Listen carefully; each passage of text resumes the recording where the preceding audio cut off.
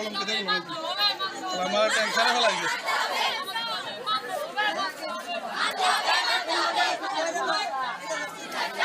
বাংলাদেশের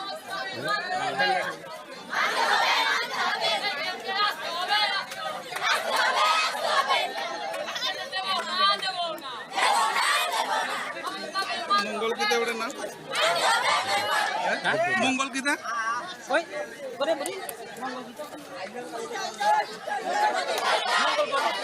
ভদ্র পদ পদ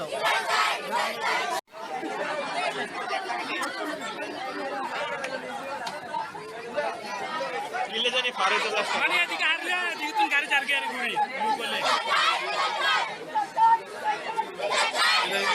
পলিটিক্যাল ইস্যু আছে। না না না আমাদের এবারের নাম কি? ওই যে ফিলারের ভিতরে দালান দিয়ে রয়েছে, ওটার নাম কিটা? তোমরা নেতৃত্ব দেবে তাই নিয়ে তোমার দেখাম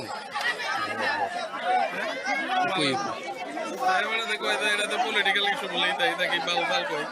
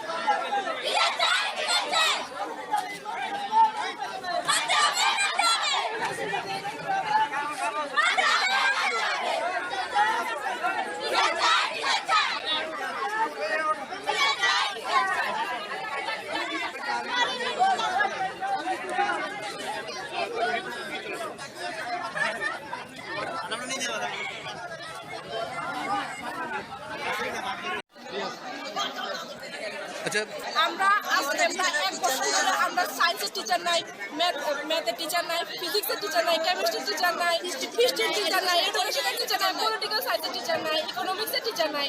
মানে একটা হাই সেকেন্ডারি স্কুলে যদি এতটি সাবজেক্টের টিচার না থাকে তাহলে এটা মানে স্কুলের স্টুডেন্টরা পড়ে কেমন?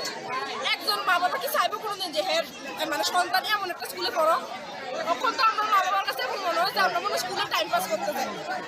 কারণ যেহেতু স্যার নাই, 7জন স্যার আছে, 7টা ক্লাস, তো প্রথম পিরিয়ডে যদি 7টা ক্লাস 7জন স্যার 7টা ক্লাস মেনটেন করতে চায়, লাইব্রেরিতে কে থাকে, মিড ডে মিল সামলায়, মানে অন্যান্য সাংস্কৃতিক অনুষ্ঠান আছে, টেলিকম অ্যাক্টিভিটি আছে, এদিকে সামলায়।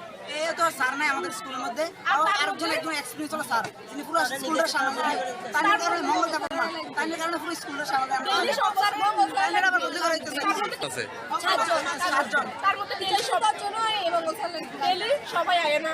তার মধ্যে আমরা ম্যাম সবসময় থাকে মানে বোর্ডের কাছে। তো একটা হাই সেকেন্ডারি স্কুল যেন বয় গার্লস দুটোটা আছে, যদি ম্যামে না থাকে একজন, এটা কেমন শেখায়?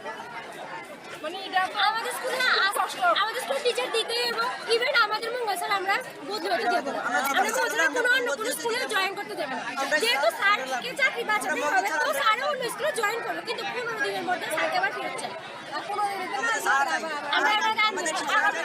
আমরা চাই দুজন টিচার আছে, যে সাবজেক্টের টিচার নাই, সব সাবজেক্টের টিচার যাতে আগামী 3 দিনের মধ্যে জয়েন দেয়, তা নাহলে আমরা আবার আন্দোলন করব। আর আমরা চাই এখন যেন যাতে বিন্দু দেবনাথ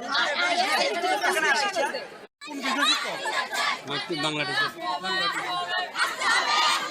কলম কেটে